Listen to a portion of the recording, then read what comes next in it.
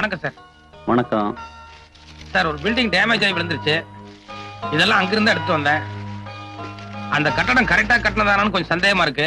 Check பண்ணி சொல்ல முடியுங்களா? பள்ளி கட்டிடம் இருந்து 150 பேர் பலி. கலப்பட சிமெண்டே காரணம். மந்திரி மீது ஞானப்பணம் வழக்கு.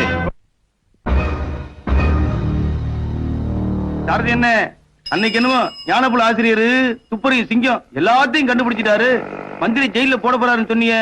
செய்தியை படிக்கிறேன் கேளு. பள்ளி கட்டிடம் இடிந்து 150 பேர் பலி. திடீர் நிலச்சரிவே காரணம். மந்திரி மீது ஞானப்பழ வழக்கு தள்ளுபடி. நிபுணர்கள் கருத்து ஏற்பு, நீதிபதி தீர்ப்பு. அது எப்படிப்பா? கலப்பட சிமெண்ட் தான் காரணம்னு ஞானசூரியன் நிரூபிச்சிருக்காரு. அதெல்லாம் விளம்பரத்துக்கான ஸ்டண்ட். அது மட்டும் இல்ல, அந்த ஆளு கொஞ்சம் கிராக்கு.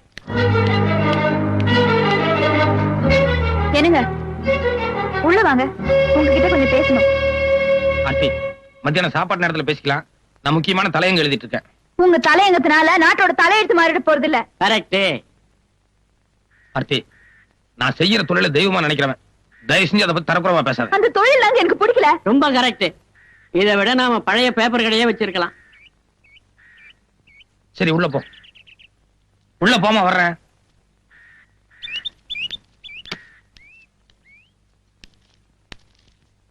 ஏன் ஆர்த்தி, என்ன ஆயிடுச்சுன்னு இவ்வளவு கோவப்படுற? ஊர்ல யாரோ எப்படியோ போறாங்க, அத பத்தி உங்களுக்கு என்ன? அன்னைக்கு ஸ்கூல் எடுத்து போச்சுன்னு போய் உதவி பண்ணீங்க, அத்தோட விட்டுற வேண்டியதானே? எதுக்கு கோர்ட்டு கேஸ் தேவையில்லாதெல்லாம் தூக்கி தலையில போட்டுக்கிறீங்க? 300 குழந்தைங்க இறந்துட்டாங்க, 200 குழந்தைங்க அடிபட்டு ஆஸ்பத்திரியில படுத்திருக்காங்க.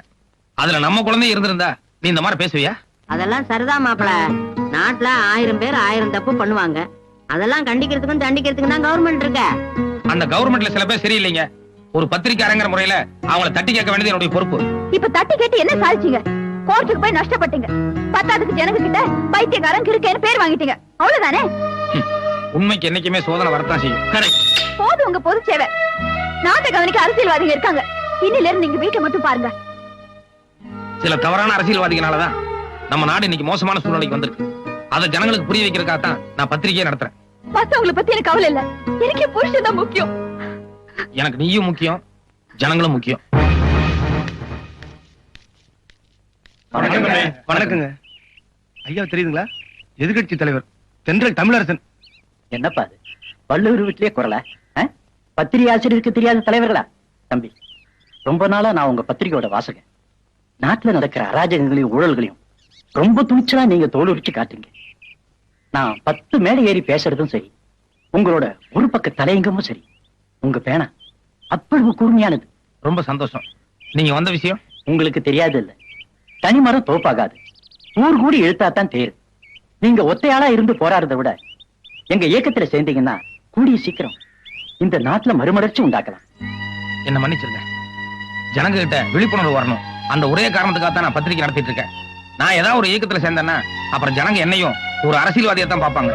அதோட என் பத்திரிகையும் ஒரு சாராருக்காக நடத்தப்படுற பத்திரிகை மாதிரி ஆயிரும். அதனால நான் இப்ப இருக்கிற மாதிரியே எப்போ இருக்க விரும்புறேன். இந்த கருமாந்திரத்துல நான் கால் வைக்கிறதே என் தங்கச்சிக்காக தாண்டா. இல்ல இந்த கேட்டுக்கு இருக்கு ஜெய்கன் சொல்லவோ, இந்த பத்திரிகையில பிஸியா பசியா கூட சுத்துறாங்களே அவங்கள பாக்குறதுக்கோ அல்ல. நீ உள்ள போ. இதுல எவனாவது ஒருத்தர் இருந்தா கூட நான் இப்படியே போயிடுவேன். சரிப்பா.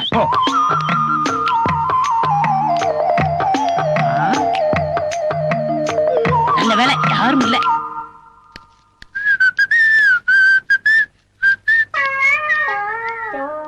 எங்க போயிட்டு வரீங்க ரெண்டு பேரும்? யாரும் கவனிக்கல போல இருக்கு. தண்டவாளத்துல போய் தலைய வச்சு படுத்துட்டாரு. டேய், நல்லா பாத்தியா? நான் சொன்னவனுக்கு எவனுமே இல்லையே. ஒரு ஈக்காக கூட இல்ல. வாங்க பாஸ் போலாம். சரி, நீங்க போங்க. 5 பாக்கி. பாஸ், என் கண்ணையே என்னால நம்ப முடியலையே. அத புடிங்க வெளியேறிடா. வாங்க உட்காரு. அடே டே டே டே, வாங்க வாங்க வாங்க வாங்க வாங்க. உட்காருங்க உட்காருங்க. ஜாயிப்பா, காந்தி மாதிரியே சட்டை இல்லாம இருக்காரு. நல்லா கால் மேல கால் போட்டு உட்காரு. உட்காரு. தாத்தா, ஒரு சின்ன வேலை இருக்கு, உள்ள வாங்க. ஏண்டா சட்டை போடலன்னா நீ காந்தியா? அவர் தாங்க சொன்னாரு. அவன் கிறுக்க சொல்லுவான். நீ எப்படி சேர்ல உட்காரலாம்? உட்காரட்ட அவர் அடிப்பாரு. இப்ப நான் அடிப்பேன். இங்க பாருங்க, முனியாடி சாவம் ஒண்ணுக்கு பத்து. சரி போடா. பாஸ் போடா. அம்மா வணக்கம். வாங்கண்ணே, இப்பதான் வரீங்களா? வணக்கம் ஐயா. ஏன் நின்னுட்டே இருக்கீங்க? உட்காருங்க. அவர் உள்ளதானே இருந்தாரு, பாக்கலையா? என்னங்க? இந்தமா, நான் உன்னதான் பார்க்க வந்தேன். என்ன விஷயம்னு? இங்க பாருமா, நம்ம லெவல் என்னமோ அதுக்கு தகுந்த மாதிரி தான் நடக்கணும். மாப்பிள்ளை இருக்கிற சூழ்நிலைக்கு மினிஸ்டர் கிட்ட எல்லாம் போய் மோதுறாரா, ஊருக்குள்ள கசமசான்னு பேசிக்கிறாங்க. ஒன்ன வேற நான் இந்த மாதிரி பார்க்கணுமா? 50 லட்சம் ரூபாய் முதலீடு போட்டு ஒரு ஃபைனான்ஸ் கம்பெனி ஆரம்பிக்கிறேன். அதுல சேர்மன் போஸ்ட் ஏத்துக்கிட்டு கால் மேல கால் போட்டு உட்கார சொல். என்ன யோசிக்கிற?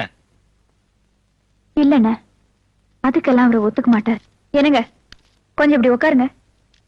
என்ன விஷயம்? உட்காருங்க சொல்றேன்.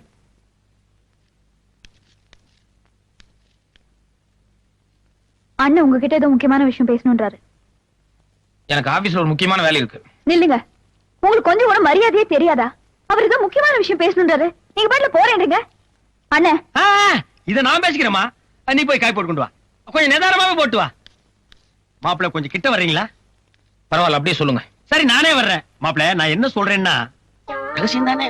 பாரதியாரா நேத்து ராத்திரியே பாண்டிச்சேரிக்கு அமிச்சிட்டேன், போயிட்டாரு. தாத்தா, பாரதியார் நம்ம ஆபீஸ்ல தான் இருக்காரு, போய் பாத்துட்டு வாங்க. பாரதி புரட்சி புயலே. மாப்பிள்ளை, ஆனை மேல ஏறலாம்னு உங்களுக்கு ஆசை இருக்கு, ஆனா குடுப்புன கழுத மேய்க்க கூட இல்லையே. கோமணம் கட்டுறதுக்கே உங்களுக்கு வக்கில்ல, இதுல நீங்க முண்டாசுக்கு ஆசைப்படலாமா? இங்க பாருங்க, தினம் என் வீட்டுல வந்து எத்தனையோ பிச்சைக்காரனுக்கு திருட்டு போறானுங்க. நீங்களும் வீட்டோட வந்து உட்கார்ந்து 3 வேளை கொட்டிங்க. கொட்டிக்கங்க. இத பாருங்க, என் பொறுமைக்கு ஒரு எல்லை இருக்கு. இனிமே எந்த காரணம் கொண்டு என் வீட்டு பக்கம் வர வேண்டாம். தயவு செஞ்சு வெளியே போங்க. உட்காருங்க அண்ணே. எதுக்கு அவர் வெளியே போக சொல்றீங்க? உங்க அண்ணன் என்ன சொன்னாரு தெரியுமா? என்ன சொல்லிட்டாரு? நீங்க கஷ்டத்துல இருக்கீங்க, உங்களுக்காக ஒரு ஃபைனான்ஸ் கம்பெனி ஏற்பாடு பண்றேன், அதுல சேர்மன் போஸ்ட்ல உட்காருங்கன்னு சொன்னாரு. இது என்ன தப்பா? அதேதான். ஆர்த்தி, உங்க அண்ணனை பத்தி உனக்கு தெரியாது. இல்ல, இது நாள் வரைக்கும் உங்களை பத்தி தான் எனக்கு தெரியாம இருந்துச்சு. இப்பதான் உங்களை பத்தி எனக்கு கொஞ்சம் கொஞ்சமா புரிய ஆரம்பிச்சு. மாமா விடுமா, கல்லுனாலும் கணவன், புல்லுனாலும் புருஷன், நீதான் அட்ஜஸ்ட் பண்ணிக்கணும். மாப்பிள்ள, என் தங்கச்சி கண்கலங்காம பாத்துக்குங்க. ஆர்த்தி, உங்க அண்ணன் நீ நினைக்கிற மாதிரி இல்ல. போதுங்க, நீங்க அண்ணனுக்கு கொடுத்த மரியாதை.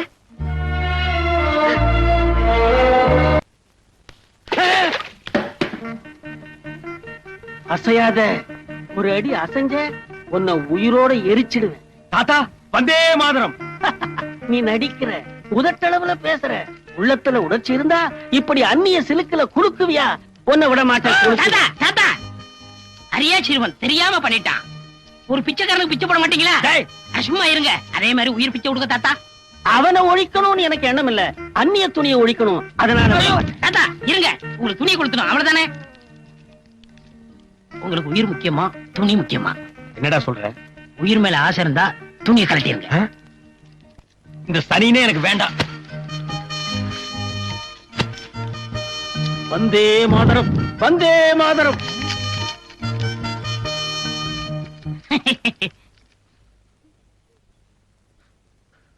உட்கார். மாரிப்பா, உங்க அப்பா ஒரு ரிக்ஷா தொழிலாளி. எதிர்காலத்துல நீயும் ரிக்ஷா எடுத்தா நல்லாவா இருக்கும்? ஏழைங்க எல்லாம் படிப்படியா முன்னுக்கு வரண்டா. ஏதோ ஒரு 5ஆம் கிளாஸுக்கு போய் 1 வருஷம் 2 வருஷம் ஃபெயில் ஆவாங்க. நீ 1ஆம் கிளாஸ்லயே 5 வருஷமா உட்கார்ந்தா எப்படிடா? கணக்கு கூர்ந்து கவனிக்கணும். இத பார், 10 இருக்கா, இதுல 5 போகுது.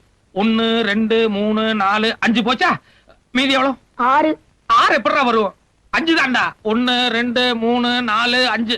நீ என் கை நீட்டி என்ன? 1 2 3 4 5 6. 6 தான். நீ சம்திங் ஸ்பெஷல். உன் விரல் என்ன வேண்டாம், என் விரல் என்ன? இதுல 6 இருக்கா? 6ல வந்து இப்ப 3 போகுது. 1 போச்சு, 2 போச்சு, 3 போச்சு. மீதி எவ்வளவு? நல்லா என் விரல்ல எண்ணி பார்த்து சொல்லு. என்னங்க, கொஞ்சம் உள்ள வாங்களேன். குழந்தைங்களுக்கு பாடம் நடத்திட்டு இருக்கிறமா, தயவு செய்து தொந்தரவு பண்ண வேண்டாம். மாரிப்பா, 3 போச்சுன்னா மீதி எவ்வளவு? என்னங்க? நல்லா பார்த்து சொல்லு. என்னங்க, ஓ, உங்ககிட்ட ஒரு முக்கியமான விஷயம் சொல்லணும். ஏற்கனவே முட்டை வாங்கிட்டு வந்திருக்கான், கொஞ்சம் பாடம் நடந்து விட. ப்ளீஸ், ஒரு நிமிஷம் உள்ள வாங்களேன். 1 நிமிஷம் கிடையாது, 1/2 நிமிஷம் கிடையாது. எதா இருந்தாலும் ராத்திரி 9 மணிக்கு மேல பேசிக்கலாம். 6 1 போச்சு, 2 பாப்பா உங்ககிட்ட ஏதோ தனியா பேசணும் போல இருக்கு. புரியாம பேசாதீங்க ஆயம்மா. ஏற்கனவே குழந்தை சரியா படிக்க மாட்டேங்குது, இதுல வேற பாடம் நடத்தும் போது நீங்க வந்து தொந்தரவு பண்றது என்ன அர்த்தம்? இனி எந்த சுகாரா, இனிமே தினம் 8ல இருந்து 9 மணி வரைக்கும் தயவு செஞ்சு வீட்டுல இருக்கிற எல்லாரும் வெளியே போயிருங்க. 10 மணிக்கு மேல வந்தா போதும். இது பாருங்க, நான் ஒண்ணும் உங்களுக்கு கேபரே டான்ஸ் ஆடுறதுக்காக கூப்பிடல. டாக்டர்கிட்ட போனேன். டாக்டர் நான் கர்ப்பமா இருக்கிறதா சொன்னாங்க.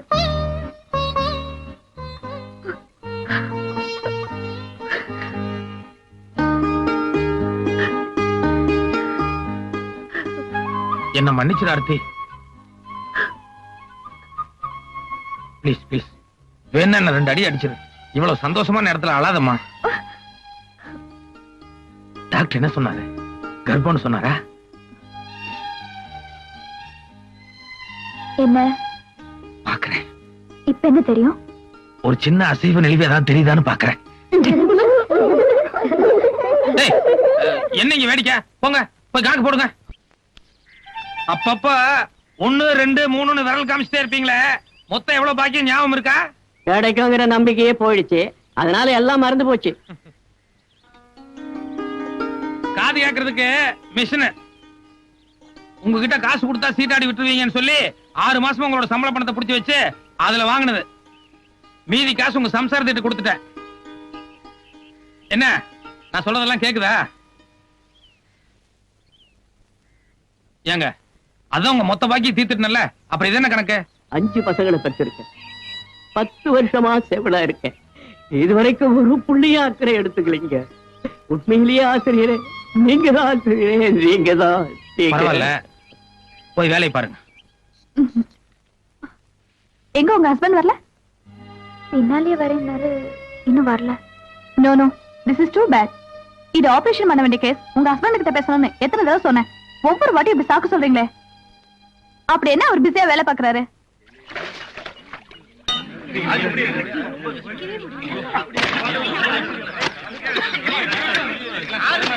எங்க சூரியன் சார், இது கார்பரேஷன் சிட்டி. கம்ப்ளைண்ட் பண்ணா வந்து கிளைம் பண்ணிட்டு போறாங்க. உங்களுக்கு ஏன் இந்த வேலை? 15 நாளா எவ்வளவு பெட்டிஷன் போடணுமோ போட்டாச்சு. நானே நேர்ல போய் 3 தடவை கம்ப்ளைண்டும் பண்ணிட்டு வந்தாச்சு. ஆனா அவன் கவனிக்கிற மாதிரியே தெரியல. இந்த ஏரியாவுல எத்தனை கர்ப்பஸ்திரீ பொம்பளைங்க இருக்காங்க, எத்தனை குழந்தைங்க இருக்காங்க. இப்பவே பாதி பேருக்கு மேல மலேரியா டைபாய்டு காய்ச்சல் வந்து ஆஸ்பத்திரியில படுத்திருக்காங்க. இன்னும் அவன் வந்து கவனிப்பா நினைச்சிருந்தோம்னா மொத்த பேர் போய் ஆஸ்பத்திரியில படுத்துக்க வேண்டியதான். சரிங்க, 20 நாளா தண்ணி தேங்கி கிடக்குதுங்களா, இதுல கைய வைக்கிறீங்க. உங்க உடம்புக்கு ஏதாவது ஒண்ணு ஆச்சுன்னா? ஒவ்வொருத்தரும் இதேமா நினைச்சிருந்தோம்னா அப்புறம் பூனை யாரு மணி கட்டுறதுன்னு வேண்டாம். பொது சேவைங்கிறது ஒவ்வொருத்தருக்கும் ரத்தத்துல ஒரு லட்சியமா இருக்கணும். அவங்க அவங்களுக்கு கொண்டாடி போலதான் முக்கியம் நினைச்சிருந்தோம்னா அப்புறம் நாட்டை யாரு கவனிக்கிறதுன்னு வேண்டாம்.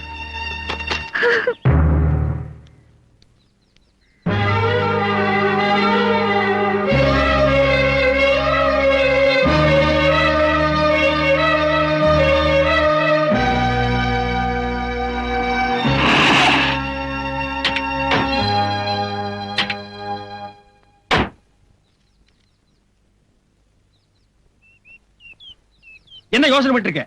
உனக்கு என்ன காசு பணம் இல்லையா, கார் பங்களா இல்லையா? எல்லாத்தையும் உதறி கேட்டு இந்த புருஷன் தான் முக்கியம் வந்த. அந்த புருஷனுக்கு நீ முக்கியம் எல்லாம் போயிட்டிய.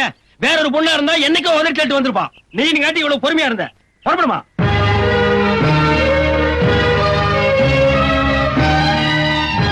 ஆர்த்தி, ஒரே ஒரு வார்த்தை. அன்னைக்கு கல்யாணம் பந்தல்ல ஒரு சாதாரண ஏழை பொண்ணு மாதிரி வாழ்ந்து காட்டுறேன்னு சொன்னேன். ஒரு சாதாரண ஏழை பொண்ணு இவ்வளவு வேகமா அண்ணனுக்கு போன் பண்ணி கார் கொண்டு வர சொல்லி வீட்டை விட்டு கிளம்புவாங்கன்னு யோசிச்சுப்பார்.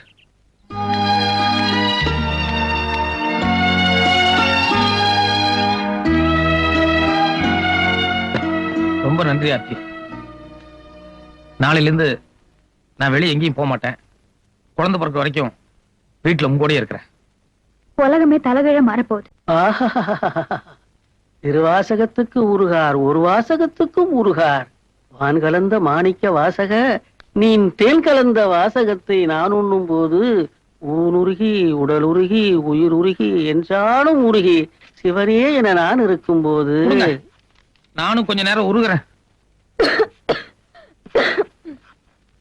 வேஷ்டியை கட்டிக்கிட்டு பொட்டாட்டம் உட்கார்ந்துருக்கத பார்த்தா வெளியில எங்கேயும் போக மாட்டார் போல இருக்கு. ஏன்பா ஞானம், இன்னைக்கு வேதாரண்யத்துல உப்பு சத்தியாகிரகம், வீட்டுக்கு ஒரு இளைஞர் தேவைன்னு பேப்பர்ல படிச்சனே, நீ போல? அட போப்பா, என் பேரன் வரான்னு ராஜாஜி கிட்ட எல்லாம் சொல்லியாச்சு. நீ அங்க போ, தேச பிரச்சனை. தாத்தா, தேசம்தான் முக்கியம். இருந்தாலும் தாய்க்குள்ள மூஞ்சி தூக்கிதே. பாரு ஞானம், நீ பிறக்கும் போதே நான் உன்னை இந்த நாட்டுக்கு அர்ப்பணம் பண்ணிட்டேன். நீ உனக்கே சொந்தம் இல்ல, இந்த தேசத்தின் சொத்து.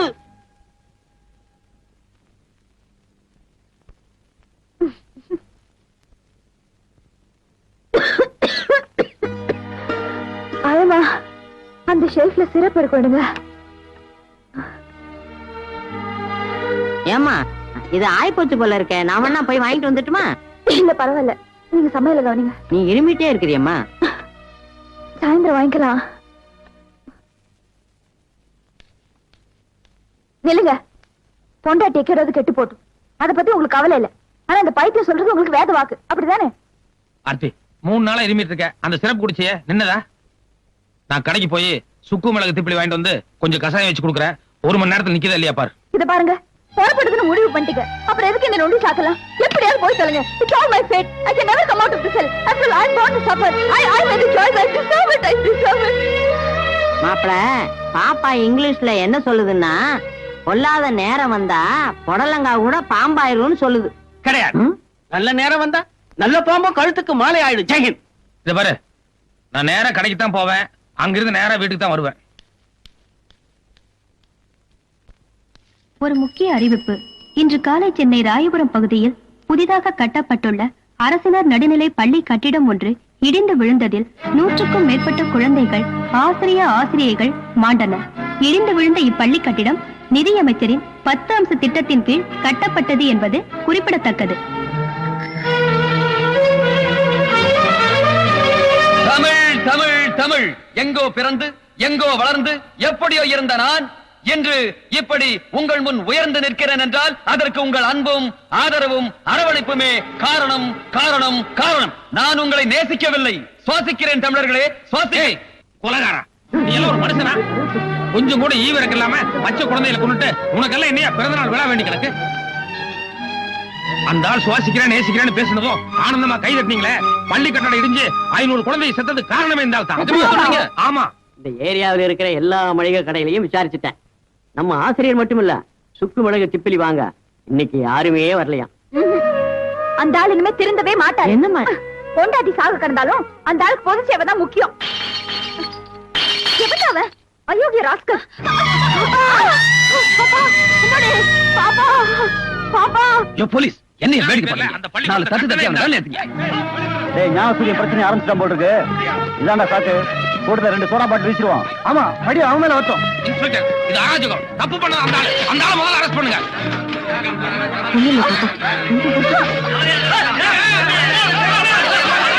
என்ன பண்றோம் கலாட்டா? அதை ஏன் கேக்குறீங்க?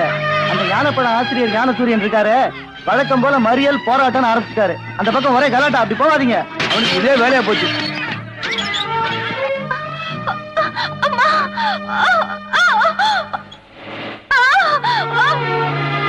இத பாருங்க பாட்டியம்மா, சீஃப் டாக்டர் இமிடியேட்டா ஆபரேஷன் பண்ணணும்னு சொல்லிட்டாரு. அவங்க வீட்டுக்காரர் கையெழுத்து வேணும். வந்திருக்காரா?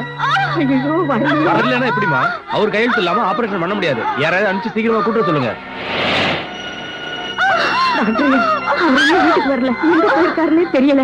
அந்த பொண்ணுக்கு நான் தான் ஆயமா. நான் வேணும்னா கையெழுத்து போடுறதுமா? அண்ணா, 2வது பள்ளிக்கூடம் இடிஞ்சு விழுந்த உடனே நம்ம கான்ட்ராக்டர் கந்தசாமி அலையடிச்சுட்டு ஓடி வந்துருவாருன்னு சொன்னேன். கரெக்டா ஓடி வந்திருக்காரு பாருங்க. இந்தாங்கண்ணா. என்ன இத்தனை குழந்தைங்க செத்து இருக்காங்க, இப்பவும் நீ வாய மூடிட்டு சும்மா இருக்கேன்னு என் பொண்டாட்டி பிள்ளையில காரி துப்புறாங்கண்ணா.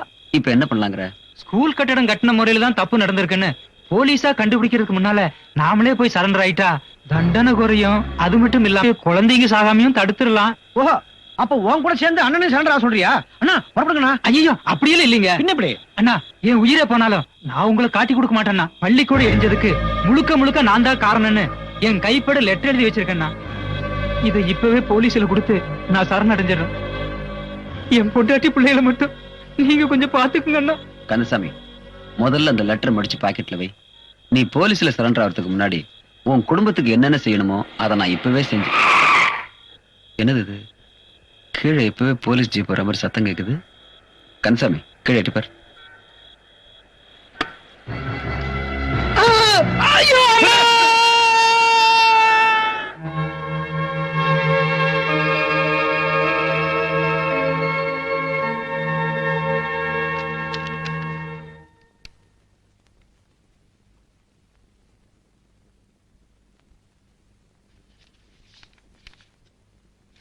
மகிழ்ச்சியான செய்தி ஆசிரியரே, ஆர்த்தி அம்மாவுக்கு குழந்தை பிறந்திருக்கு.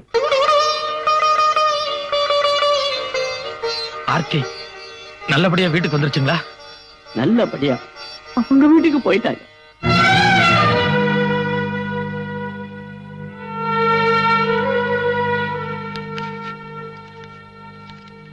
அது வேற ஒண்ணும் இல்ல, ஆர்த்தி அம்மா அவங்க கிட்ட விவாகரத்து கேட்டிருக்காங்க.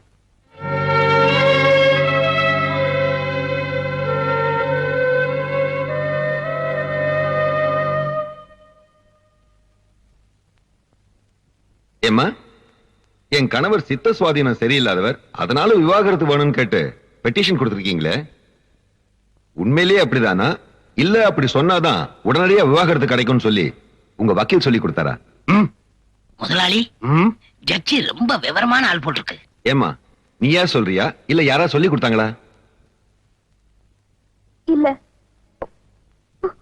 உண்மையிலே ஒரு சித்த சுவாதீனம் சரியில்லை. மிஸ்டர் ஞானசூரியன், உங்க மனைவியோட குற்றச்சாட்டுக்கு நீங்க என்ன பதில் சொல்றீங்க?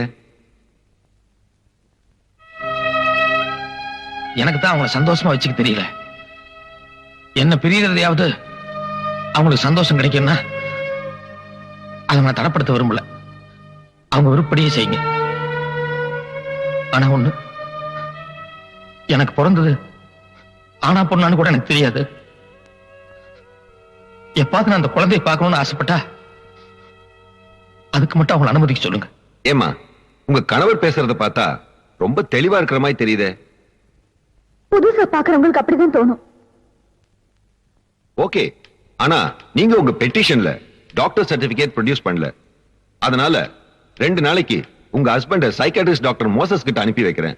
அவர் உங்க ஹஸ்பண்ட செக் பண்ணி பார்த்துட்டு உண்மையிலேயே அவருக்கு சித்த சுவாதீனம் சரியில்லைன்னு சொல்லிட்டாருன்னா அதுக்கப்புறம் இந்த கேஸை நான் ப்ரொசீட் பண்றேன். அதுக்கு அவசியமே இல்லைங்க ஒரு ஆனர். வணக்கம். அனுமதி இல்லாம கோர்ட்டுக்குள்ள வர்றது தப்புன்னு எனக்கு தெரியும். ஆனா அதே சமயம் அரசாங்க பொறுப்புல இருக்கிற ஒருத்தன் இந்த வழக்குக்கு தேவையான ஆதாரங்களை வச்சுட்டு சும்மா இருக்கிறது அதை விட பெரிய தப்பு. அதனாலதான் வந்தேன். ஏன்பா ஞானம், உப்பு சத்தியாகிறதுக்கு தானே நீ போன? அதுக்காகவா கைது பண்ணி இந்த கூண்டுல நிக்க வச்சிருக்கான் இந்த ஆளு? இப்பதான் வர வழியில கேள்விப்பட்டேன், காந்திஜி, நேதாஜி, ராஜாஜி எல்லாரையும் அரெஸ்ட் பண்ணி உள்ள தள்ளி இருக்கான். அடே வெள்ள கோக்கே, நீ அழித காலம் நெருங்கிடுச்சு. ஜெயஹிந்த். தாத்தா, காந்திஜி ராஜாஜி 2 பேரும் ரிலீஸ் பண்ணி அவங்க வெளியே பூங்க மரத்து கடையில பேசிட்டு இருக்காங்க. நீங்களும் போய் அவங்க கூட பேசிட்டுங்க. வந்தே மாதரம். யுவர் ஆனர், பொதுவா பெரியவங்களை மறந்துடக்கூடாதுங்கிறதுக்காக குழந்தைகளுக்கு தாத்தா பேர் வைக்கிறது நாட்டு நடப்பு. சில குழந்தைகளுக்கு பேரே வைக்கலனா கூட அவங்களா வளர்ந்து தாத்தா பேர் எடுத்துருவாங்க.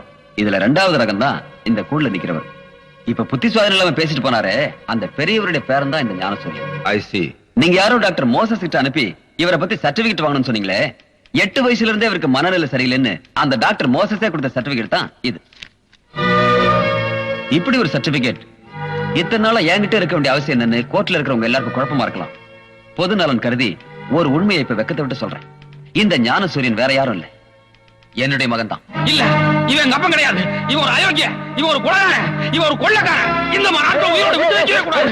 Order, order. இவனை கொலை பண்றதால எனக்கு தூக்கு கிடைச்சாலும் பரவாயில்ல, என்னை விட்டுருங்க. I say you stop it. Your honour, இந்த ஆளை பத்தி உங்களுக்கு தெரியாது. இந்த ஆள் சமுதாயத்துக்கு விஷம் மாதிரி. Stop it. நீதிமன்றத்தை மதிக்க முதல்ல கத்துக்குங்க. இந்த வழக்கை பொறுத்தவரை குற்றம் சாட்டப்பட்டுள்ள ஞானசூரியன் சித்த சுவாதீனம் சரியில்லாதவர் என்பது தகுந்த அத்தாட்சிகளுடன் நிரூபணமாகிவிட்டதால் ஆர்த்தியின் விவாகரத்து விண்ணப்பத்தை இந்த நீதிமன்றம் உடனடியாக அங்கீகரிக்கிறது. மேலும் இதற்கு முன்னர் வேறொரு வழக்கிற்காக இதே நீதிமன்றம் இதே ஞானசூரியனுக்கு சிறை தண்டனை வழங்கியிருந்தது. ஞானசூரியன் இப்போது மனநோயாளி என்பது நிரூபணமாகி உள்ளதால் அந்த தீர்ப்பை இந்த நீதிமன்றம் தள்ளுபடி செய்து அதற்கு மாறாக ஞானசூரியன் அரசு மனநல மருத்துவமனையில் தங்கி அவசியம் சிகிச்சை பெற வேண்டும் என்றும் இந்த நீதிமன்றம் உத்தரவிடுகிறது. அதோடு மனநிலை சரியில்லாத ஞானசூரியன் பத்திரிகை நடத்துவதற்கும் இடைக்கால தடை விதித்து இந்த நீதிமன்றம் தன்னுடைய தீர்ப்பை வழங்குகிறது.